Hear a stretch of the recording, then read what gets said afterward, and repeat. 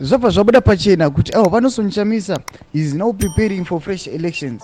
Kunyange zvisati zvava clear kana vanhu vasati vanyasa kuona kuti date remafresh elections chaitwa rini, asi pane zviitiko zvaitika kutuma nosonChamisa kwaita vanhu kutanga kufamba vachifamba throughout Zimbabwe kusanganisira nekumatebelelands kuti vanhu vabva vanyasa kuona kuti aiwa nosonChamisa is now preparing for fresh elections. Sambina muzviitiko zvakaitika nemashoko avakataura ndokapaipa kuti bva subscribe wolike wotina on the bell icon. So tinoona kuti pakutanga this week vana osalosi vanoenda kumatebeleland kufila busi, tinoona vanoposta mavideos pamwe chete nemapictures avanyora vachiti deep in filabusi kogodwayo as we set the tone and narrative for the alternative.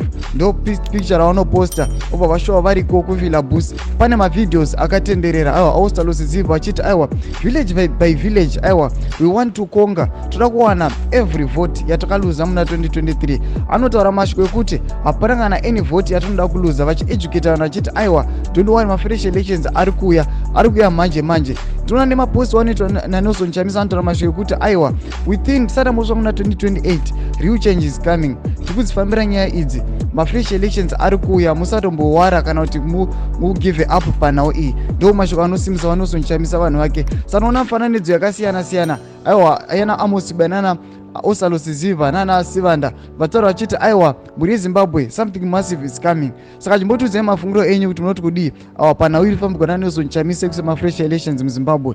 Pinai mucomment section medu tidze mafungiro enyu, musangano subscribe like chinotina on the bell icon.